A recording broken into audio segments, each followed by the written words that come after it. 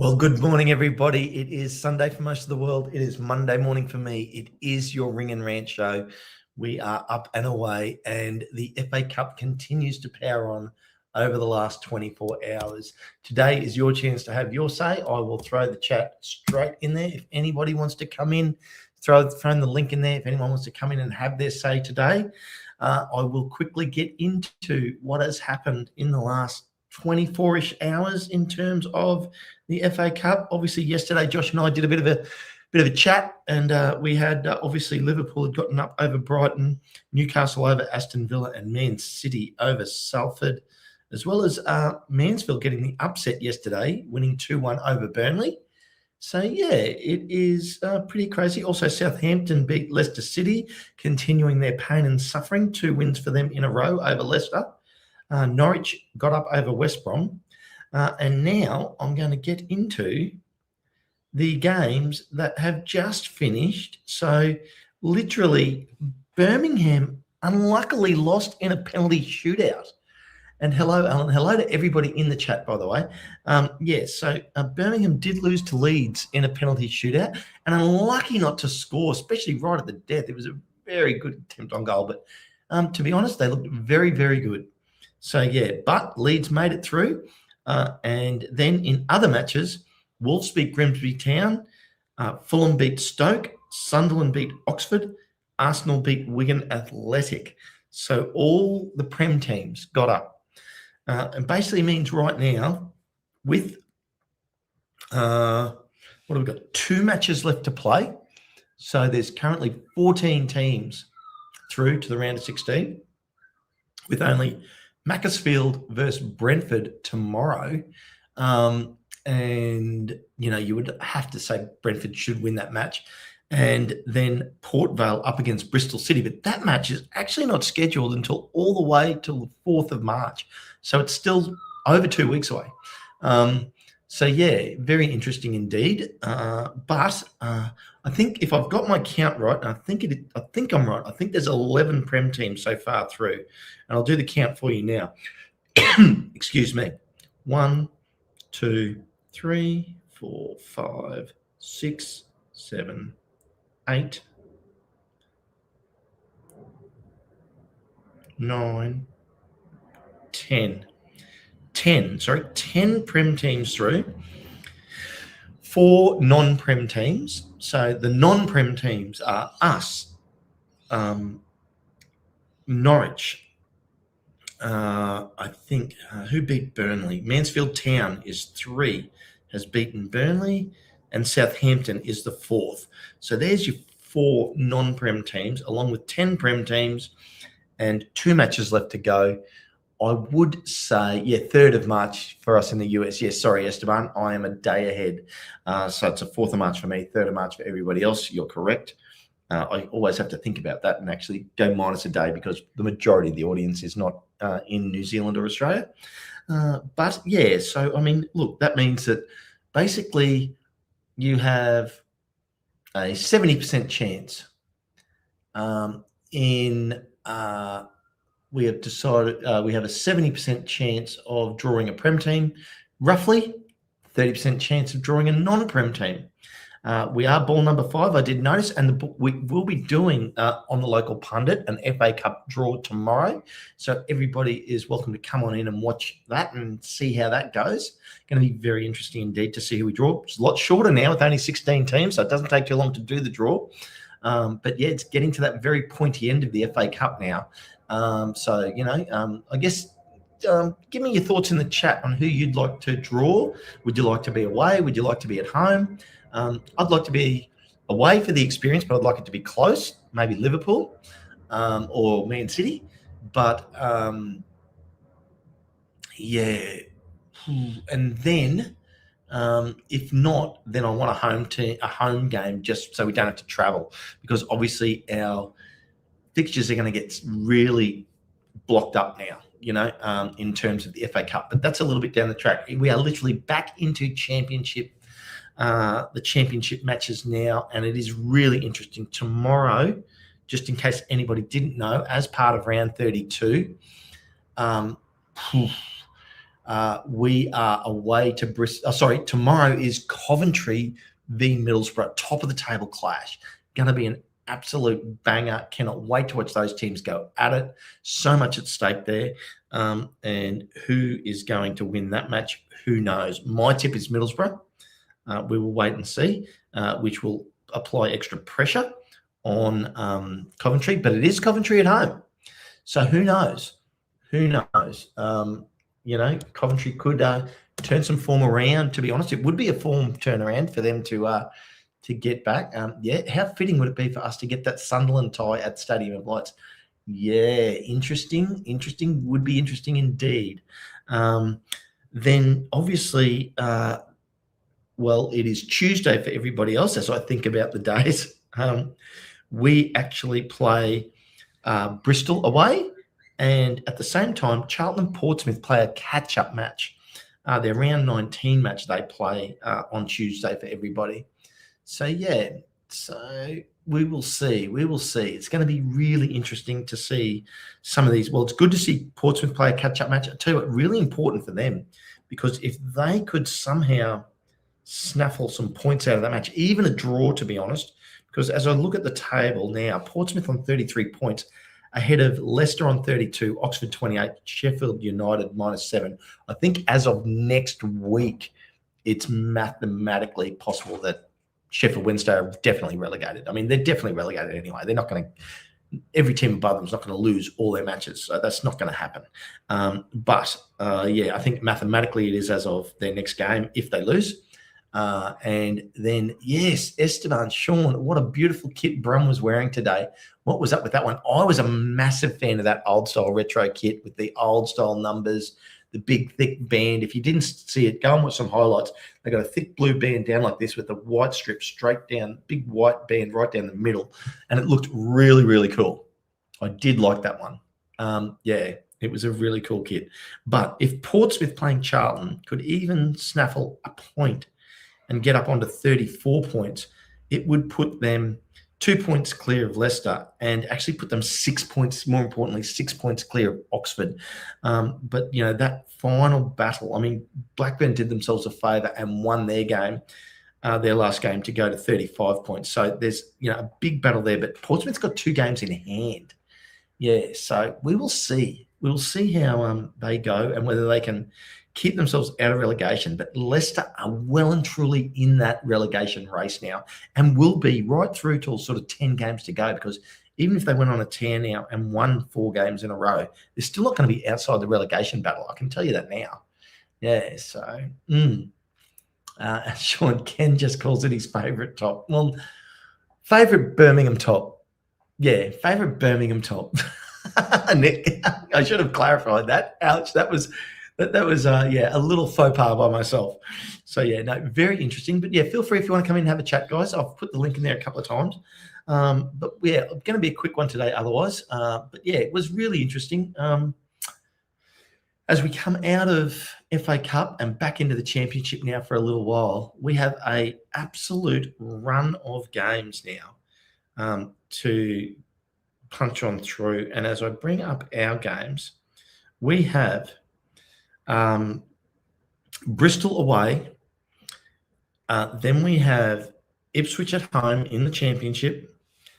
Then we have, after that, as I bring it back up, Bristol away, Ipswich at home, Portsmouth at home, and then Charlton away, all back-to-back. So we have, not including the games just gone, we have 18th, so that's 10 days through till the end. Yeah, so really in 11 days, we have 4 matches, people. 4 matches in 11 days. So it is going to be very, very busy. Or it might be 12 days if I've got my math slightly wrong. But still, that's a game every 3 days. So we're really going to have to be on it here. Bristol, Ipswich, Portsmouth, Charlton. 2 at home, 2 away. So starting away, then at home, then away again. So, going to be pretty busy. So, let's see how we can go out of that. I mean, obviously currently sitting in 8th as the table sits. We still have the game to make up. So, yeah, it is on, and we will wait and see. And I see Habs has just jumped in. I'll bring him in. Hey, Habs, how you going? Yo, listen to Paul's Most Wanted. How are you guys doing? I'm really well, thanks, buddy. What do you want to talk about today? I'm just more wondering how you think we're going to fare up with the upcoming matches that's going on, because we got Ipswich again on Friday. That's going to be interesting, but we need to get through Bristol, which is going to be an interesting one, because we have just gone down, because there has been some championship matches that have just been played on the weekend, and we do need to win this one to keep ourselves in within that frame of the playoffs. Well, yeah, of those 4 games, if I had to pick 3 that I thought we could win, it would be Bristol, Portsmouth, and Charlton. And Same. Yes, yeah, we could beat Ipswich, but you know, we really need 3 wins out of those 4. And I did get into this a few shows ago around the importance of getting wins, not just draws. You can afford to lose games if you get wins, because you're 3 points if you win. Absolutely, but the thing is that we do need to beat Bristol. I think with Bristol, we beat them when we was at home, but I think we can beat them again as well away. And they are kind of depleted they're quite depleted as a team, because they've lost one of their best players to some random team from Wales. But yeah, they lost one of their long-standing stalwart player, and at the same time, they just seem to be they just didn't have as much in terms of recruitment as much as everyone else. Yep.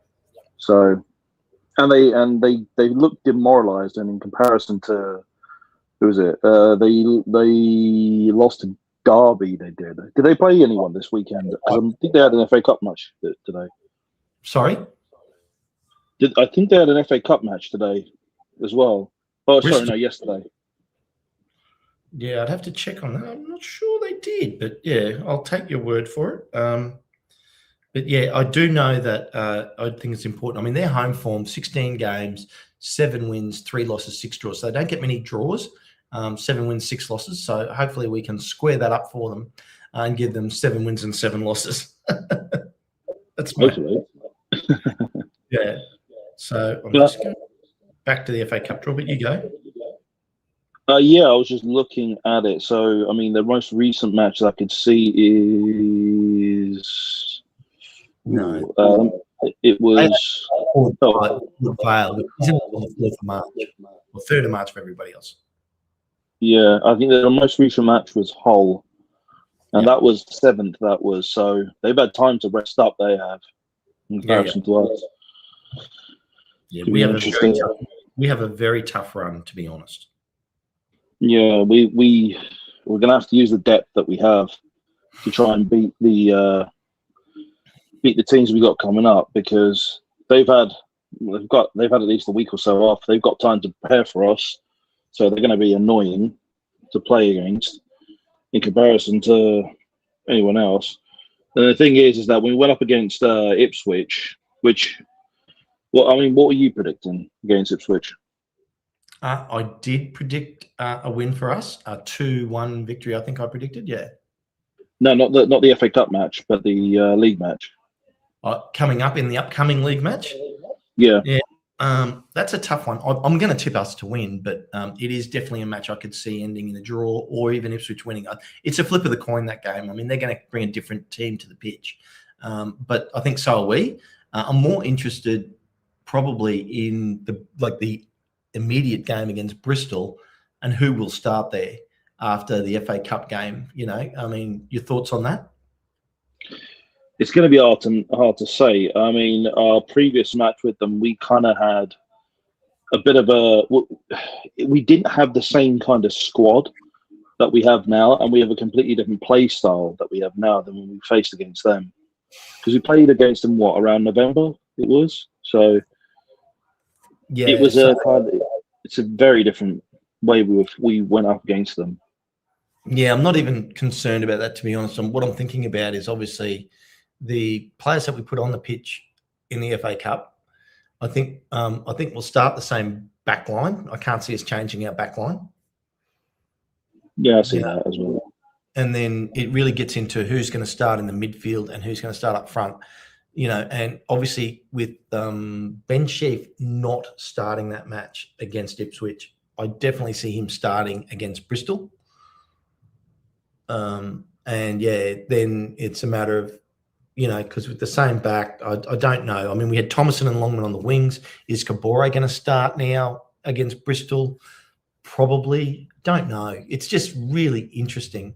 Ipswich made a massive rotation, Sean, against us. But, so trying to get through this lineup for the Bristol game, I looked at it and I went, okay, well, probably AO at back, obviously.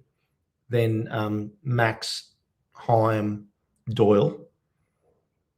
Would you agree with that, Habs? Yeah, more or less. It'll be more or less that kind of, unless they've got someone good on the wings that they could try and bypass. But Max is getting faster. I've noticed that as well.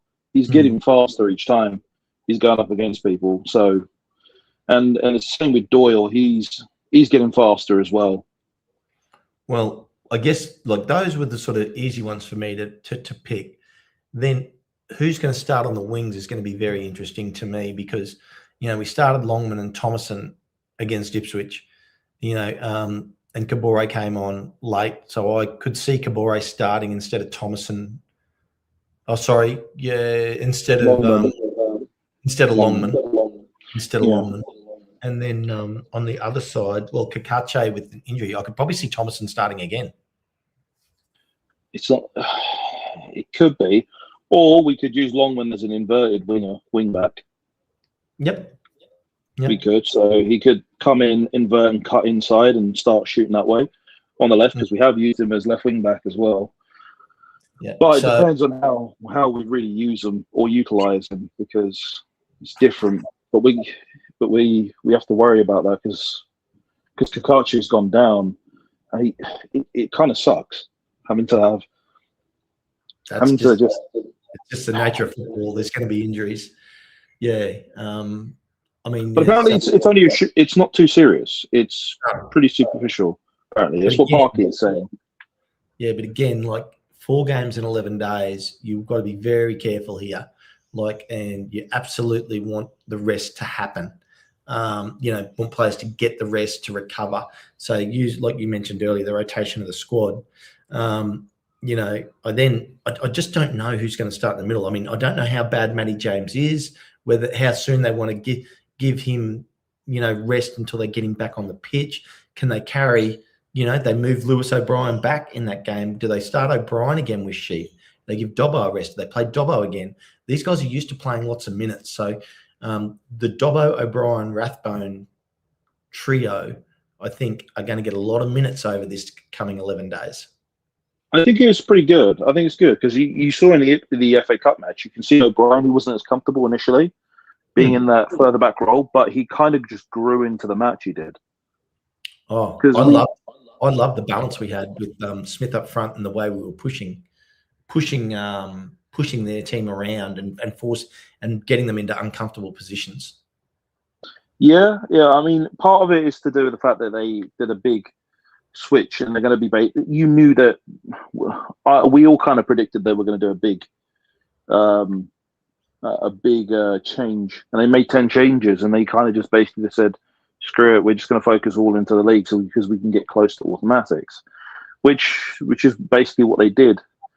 And what we were doing is we had this very interesting thing where we had Windass and Smith up front, where we were doing a 3-5-2, but we were switching between a 3-5-2 to a 3-4-3 or 3-4-2-1, where Rathbone would just go from that middle 5 and just push up front, which was really interesting. And you have O'Brien, who would be in that Sheaf role in the pivot. Mm-hmm. Look, Steve, thank you very much. Steve's just 5 memberships there. Again, if anyone gets a membership, make sure you thank Steve for it. You're an absolute legend, Steve. Yeah, I hear what you're saying. Habs. So yeah, really interesting. So yeah, but it'll be very interesting. Then I haven't even gotten up front yet, but we've got another guy in here. Spin your phone, Mark, because you're sideways there. There we go. There we go. Okay, you ready? Thumbs up if you're ready. Just give us a thumbs up if you're ready, Mark. Oh, maybe not ready yet, or if you can hear me. Is it still on, mate? No. Mark, are you ready to come on? Give us a thumbs up if you're ready to come on. Yep. Okay, there we go. Hey, Mark, how you going? How are we? Are you all right? Very well, very well. What did you want to chat about today? Yeah, Mark. It's not about the events on the pitch at the moment. We'll all be aware about the recent investment by Apollo. Mm-hmm. And there's a newsletter run by the Fearless lads. Yes. Who I'm sure you know about. Yeah, of course. Yeah, great. There was a guy in that who said he doesn't work for Apollo, but he's aware of how that environment functions, and I think he sort of suggested that he's got friends who work for Apollo at the moment, but and he was talking about what fans can do, not about it, because it's a good thing, let's be honest. I'm definitely not complaining. So he said one of the things you can do is to join the trust, the support the WST still functioning. And then another was about electing local government officials who will fight the club's corner. What I'm getting round to is I'm just floating this idea about fan representation on the board. Right. I think Apollo will be appointing somebody to the board, I'm sure, in due course. There was the 4 new directors last year from Rob and Ryan's media companies, and I just think we need to take a breath a bit. I think there's time and there's room for fan representation on the board with full voting rights.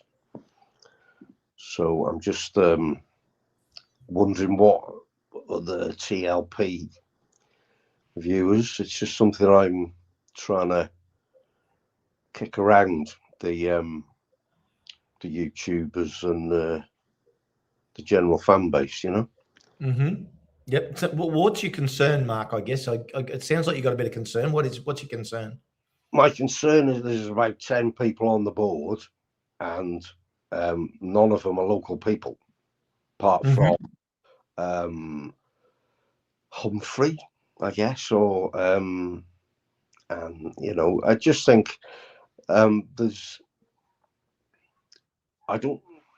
I know when they took over, they basically said it's us now, and like they've done it. I keep coming back to it. I'm not complaining, but I would like fan representation with full voting rights on the board. And I don't see why the club should object to that if they are community-based, fan-based, listening to the fans. Why not? Why not? We also got, I'm not quite sure what the exact situation is with legislation about fan consultation, fan advisory boards. I think every club's got to have one at the moment. I reckon we've got one, and they're fairly new. They probably haven't got much clout. I don't think they're designed to really. It's the sounding board for the supporters to feed back to the club. A good thing. But I'd like to see fans in the boardroom.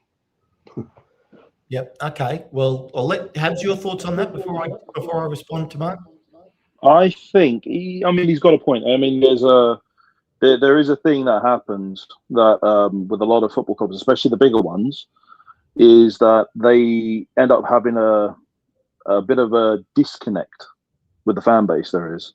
there is a big disconnect that ends up happening. This is especially the case when you go up to the Premier League and you're dealing with like big six kind of football clubs. So, and you can see it in the case of like clubs like Tottenham right now, where they're just going through like a doom spiral right now. But there's a massive disconnect between the fans and the owners. And you want that kind of support that would happen. You want to have that voice. My thing I would say is drop it in the Discord, because we've got a lot of people that are local in the in Discord, in the TLP Discord to Wrexham themselves. So there should be some people on there, and hopefully you can get some people from the TLP Discord who are part of the fan trust in there. And another thing is that I would say is that it's because of the speed at which we gone up. Yeah. It's so fast. It's hard to keep up. I mean, even the infrastructure right now, that can't even keep up with the speed. If we go up right now this year, it will be so. It will be like, as some people have said, it's like trying to build an aeroplane whilst we're flying in the air. That's what it is. We've gone up so fast. I mean, we weren't expected to do this. This wasn't supposed to happen like this. Like if you look at Gary Neville's Salford, like they were basically bottom tier of the right at the absolute bottom of the pyramid, and they shot up pretty quickly, but then they end up stagnating around League Two. So they've been in League Two for like 8 years. They have, and they look like they might be able to get promoted this year, but they're still, even if you look at the entire facilities, the pitch, the grounds and everything else around it, it's still basically non-league. It is, and everything around it is kind of just going to be, it's going to take time. That's the biggest thing. Everything's going to take a long time till we get everything set up, the infrastructure. If there's something there, then go to like big communities like the TLP, and if you can get any of like the fan trust into the TLP, get people together, that would be the best thing to do. Communicate.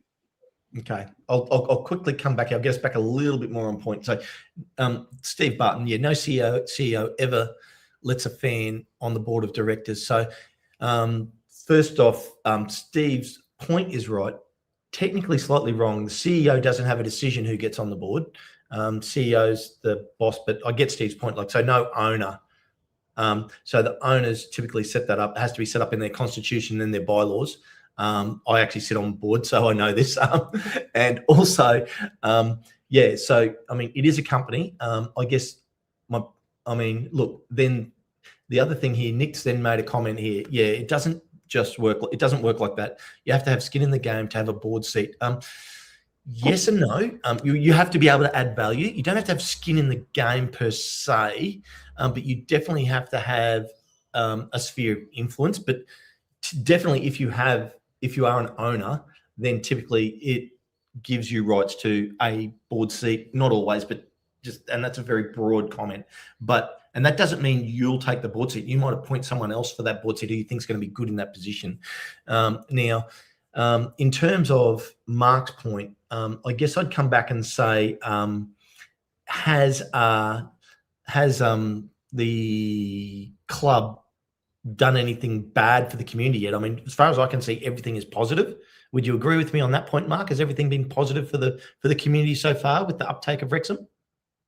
Yeah, that's not why I want it. Yes.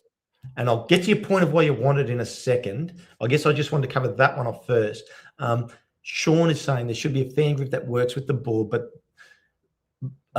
no, they would be advisors, not members. Yeah, like an advisory group. So I think that it would be a better setup, Mark, to have a working group of fans that could be an advisory group to bring suggestions to the club. What do you think about that? Every football club has this, basically. They do. Yeah. So you've got like Chelsea's stuff. Yeah, FAB. Every club's got one. Yep. I want more clout. You want more clout, yeah, but what gives you the? Okay, so no, that's the wrong way to say it. What I would say is, like, my point there about have Rob and Ryan done anything bad? Not at all. No, exactly.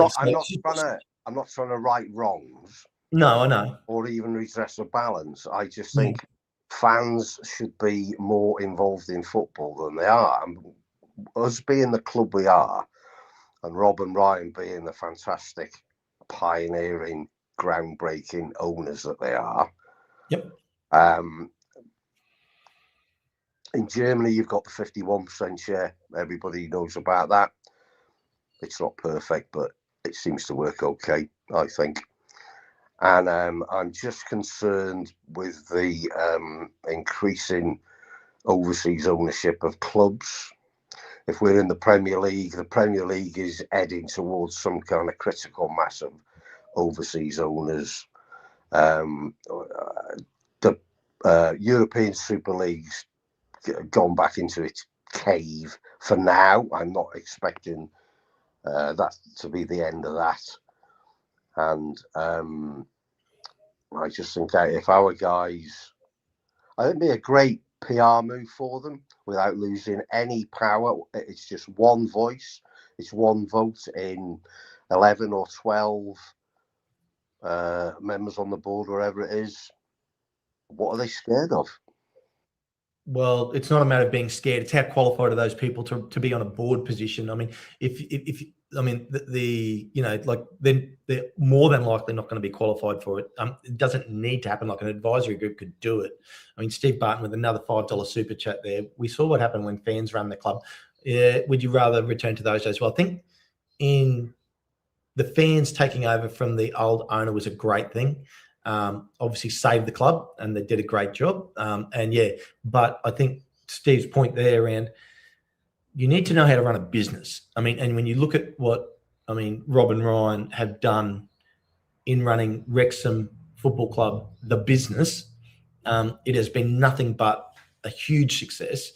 And then when you look at what could possibly, you know, where they're going with the whole structure, so academy, the new hotel, brewery, tap house that's going to come across the road, obviously the stadium that's happening as we speak, and the future plans for the stadium, the improvement of the women's team, the improvement of the junior teams, all these things that have happened. I mean, I only see massive upticks for the club at the moment from what they're doing. And just how would one fan on the board disrupt or affect that adversely? Well, it wouldn't. What qualifications would that person need to have, Mark? My brother is chief executive at a global organisation, and I was at the QPR game with him, and he might have a bit more time on his hands. Mm-hmm. I said to him, "What about doing it?" And he said, "Yeah, I'll be up for that." Okay, so how would? Okay, I'll play the hypothetical that they're going to do this. What vetting process would they go through to choose that person, and what? And then when they did choose that person, would all the fans be happy with it? All the fans are never happy with anything. Thank you. So I don't, and so you can see where the problems would arise from that. So, I mean, I think just no, I can't. No, hang on. You just said fans. You just said fans wouldn't be happy. No, about the process. I'm not sure, really. I haven't thought that much about it. They could be, well, how is any, you know, I'm sure that can be worked out with goodwill. And I'm not saying it has to be my brother or anything of the sort, and it certainly isn't going to be me. It's just a general principle of fan involvement. And you say skin in the game. Nobody's got more skin in the game than the fans. Yes. I go to most games. I live in Nottingham.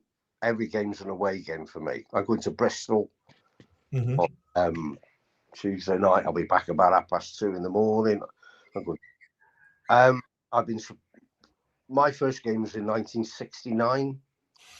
So I feel like there's plenty of people like me who I've got some moral authority and some experience and know-how. And you talk about the WST, and they did save the club.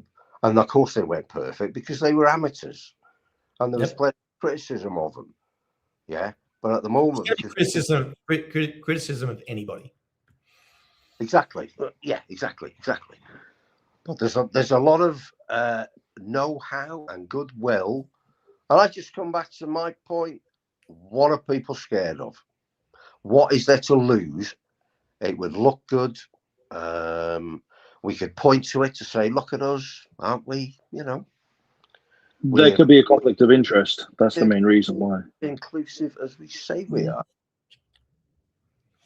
Yeah, Habs, I don't know about the conflict of interest, but anyway, yep, keep going.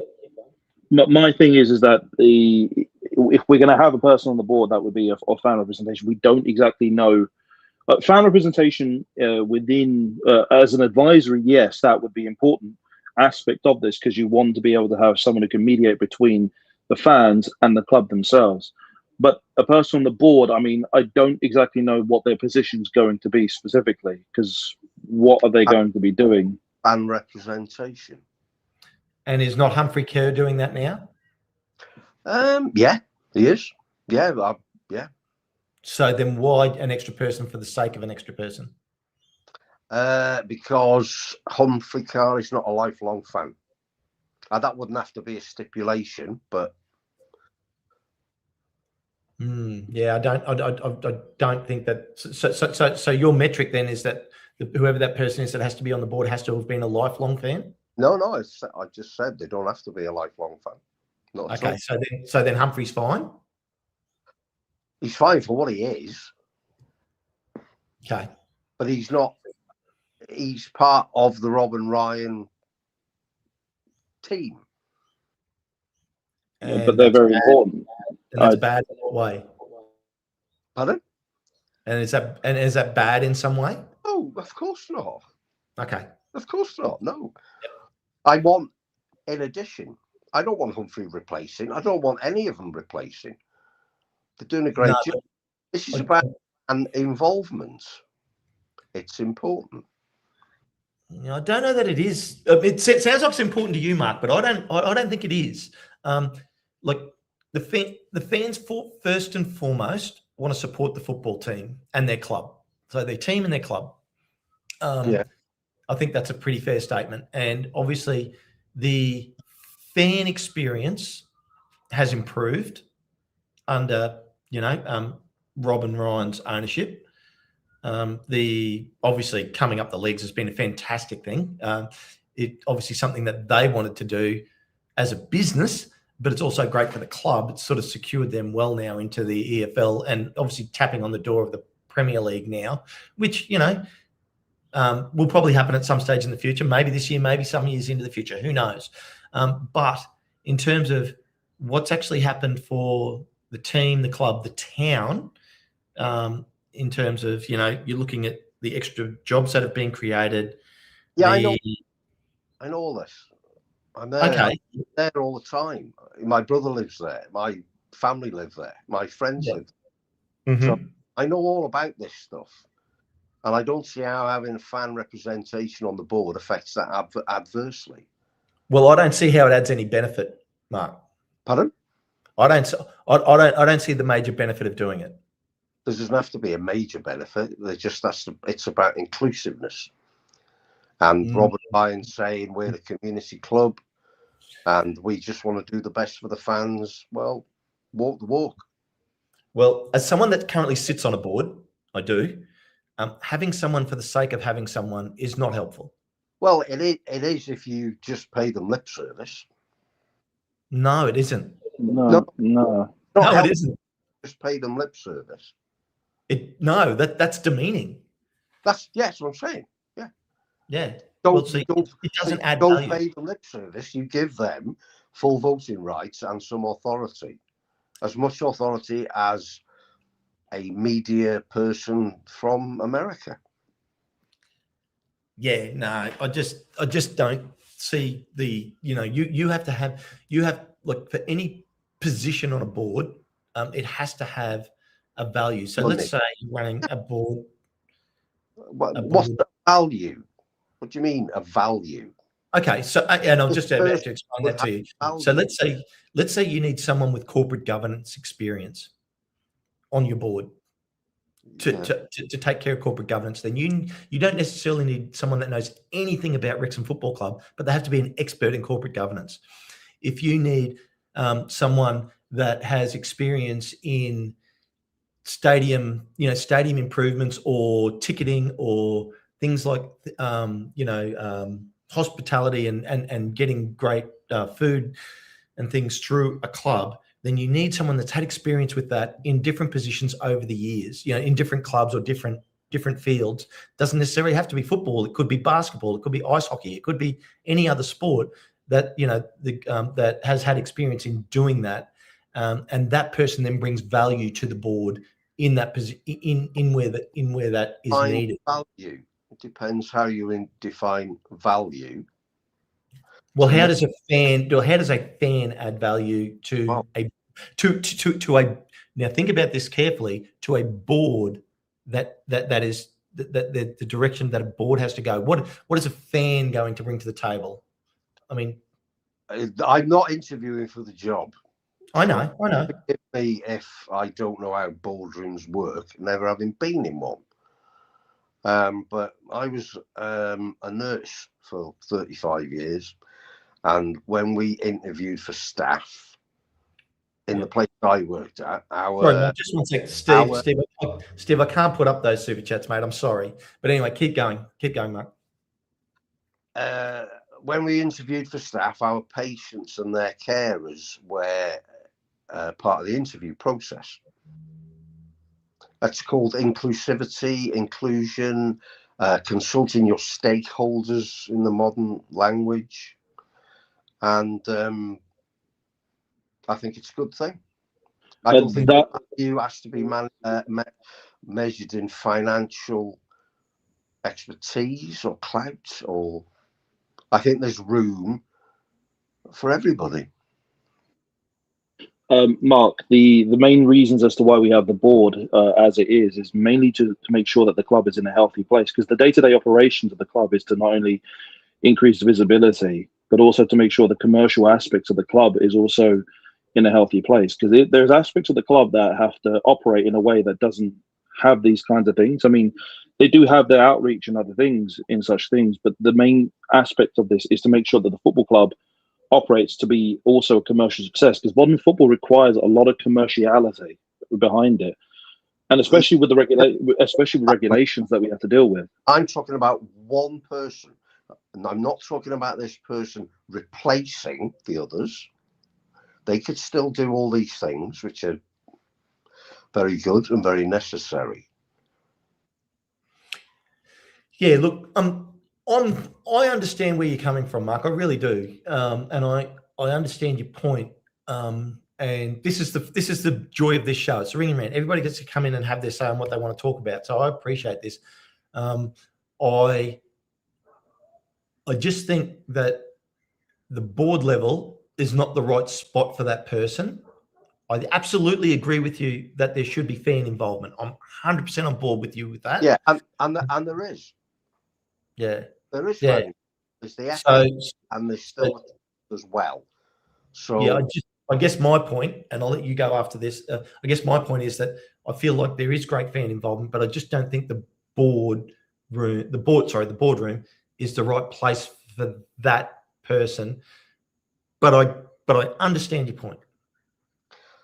Well, that was a really interesting discussion. Because what I want to do, like I said at the start, is to canvass opinion amongst people like you guys. Yeah, no, thank you. Appreciate it. Love the channel, and I think you're all great. And thanks for letting me on. No, it's our pleasure, mate. Thank you very much for coming. I had a bit of a shock the other day when I was watching the trailer for, it might have even been this, Ring and Rant, because I'm on the trailer. Well, there you go. I thought, wait a minute, that's me. So you're famous. Well, I'm not famous, mate, but you know, well, I've got you get paid as much as I do, Mark. Just so you know. Thanks for hearing me out, lads. You've let me bang on fairly. No, it's our pleasure. It's our pleasure, mate. It's all right. Nice one, mister.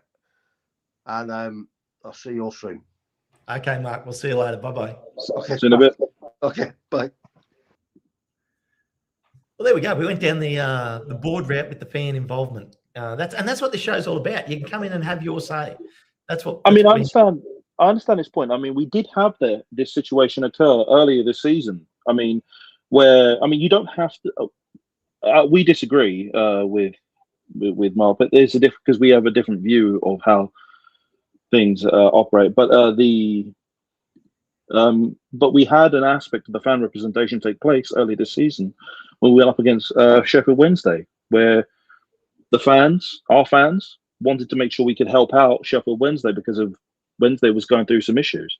So we had the situation where we had the gold shirt sold off, the leftover stuff, and then we donated the money to them to be able to the fan trust, to the Sheffield Wednesday fan trust, because we was in contact with them, with theirs. But in terms of having a fan on the board, I don't think that would be the thing to have on there. I mean, it's just something that it's not an aspect of what modern football has to have in terms of a functioning club, because these things act as corporate entities themselves. They do. Like, you have to deal with the day-to-day operations of a football club, being able to deal with the league itself, with the EFL, and then you have to deal with the FA and everything else. And there's massive commercial opportunities that we have to deal with. That's something that we can't have when we have. I just want to quickly thank the chat for self-moderating there, guys. Well done, everybody, including people that didn't agree with Mark and have now toned it down. So I appreciate that. And I think, to your point there, on a board position, that person would be so out of their depth then when it came to, because the board just doesn't cover the one thing that for the fans at a board meeting. They'll cover the whole range of what's needed to be covered, from the financial, the growth, the business. There's so much to be covered off there that person would be so far out of their depth, where I think like an advisor, like a subcommittee of fans that advise, that brings their queries, questions, concerns to a board, is totally fine. And I think that's exactly the right fit, and it's what we have now, and I think it works really well. Absolutely, that works as it is, because we saw the effect of what our fan trust did with Sheffield Wednesday at the beginning of the season. But in terms of actually having them on the board, that's a completely different thing entirely, because the footballing operations are of the main concern of that. I mean, that's why we have people like Sean Harvey and so on and so forth. Yeah. But it's not something because we have to make sure this club is in a healthy position, because I mean, unless we're going to become like a socio. Just stop. Steve, I'm sorry. I've just deleted that comment, even though it's a super chat. You cannot do that. Full stop. Won't stand for it. Okay, keep going, Habs. Yeah, I did say I just didn't want to. I didn't pay attention to it, but I mean, unless you're going to adopt the socio model, which is very common amongst like Spanish or South American clubs, like in Brazil, where some clubs are fan owned. Some clubs are completely fan owned, like Real Madrid or Barcelona, or let's say like Flamengo in Brazil, or they adopt like a 50+1 model, like they do in Germany, where all clubs are 50+1, where there's deep fan involvement on one side, where they have just 51% of that, but then you have the owners, but then you have private owners on one side to deal with that. But the thing is that we want to make sure that our club is not only healthy as well, but also growing at the same time, and that's something that's going to take time. And just having a fan on there, I mean, a fan on there wouldn't be on the board, wouldn't really make sense in terms of having to deal with the day-to-day footballing operations, because they don't actually deal with that, and it's very different. And if you're going to be going towards those kind of like models of like the socios and stuff, I mean, Brazil, for example, they recently, this is around the COVID era, they were all socios, where they were fan owned. They completely passed something in legislation where you can have clubs being owned by private entities, so they can be owned. And the perfect example of this is like Botafogo. They were relegated from the Brazilian Brasileiro Serie A, but they got bought out, funny enough, by John Textor. They got promoted the season after. They went up. They won the league title in Brazil, and they won the Copa. And they won the Copa. What's it called? Copa Libertadores. The Libertadores. They're both for the Champions League. It was. So they became not only champions of Brazil, but they became champions of South America. So, and a lot of clubs are now going through the private ownership model as well. So instead of just being socially owned, and it depends on country to countries how their leagues in terms of regulations. But the reason why the English football is the most effective is, one, because we've got the language for it, because English is the main thing, but also because the heavy commerciality and private ownership model that we have in the English system, which is very, very different towards what happens in Europe overall. Yeah. Well, look, I think we've gone a bit deep on this. I think we might pull out of it, Habs. Let's get back to the football, because that's what the fans really love. Absolutely. Tomorrow. What was we actually on about beforehand? Bristol. We were talking about Bristol. Well, yeah, but tomorrow, Coventry at home to Middlesbrough, top of the table clash. Going to be interesting. I can't wait to watch that. And then Tuesday for everybody, Wednesday for me, we travel away to Bristol City.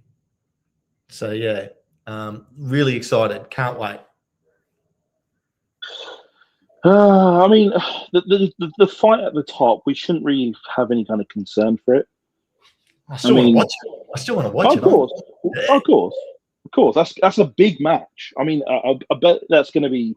I bet that's going to be like on the airwaves, like all the big media, like all like Talk Sports and stuff like that. They're all going to be watching that. That's going to be like, it's going to be a big match.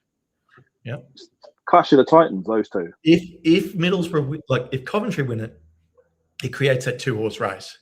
If Middlesbrough win it, then the questions are going to start to be asked of Coventry, and are they sliding?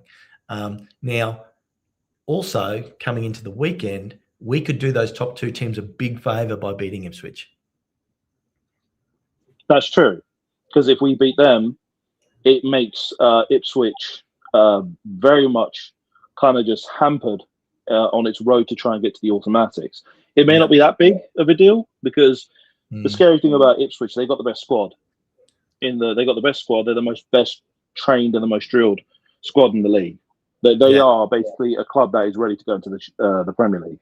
The only problem is, if we're going to be in the, if we can get Ipswich on the right time, especially when they use their full squad against us on Friday.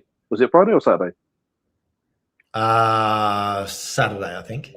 Yeah, if we get them on a Saturday, it's Sunday morning for me, but yeah, so I think that makes it a Saturday game. Yeah, I think actually, I think it's Friday. But anyway, yeah.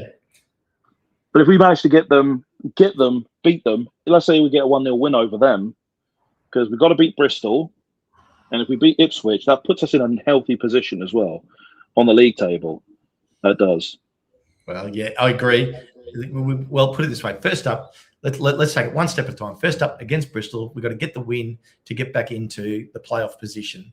We've got to get back into the playoffs. So, and even a draw would not get us back into the playoffs, because we don't have a good enough for and against.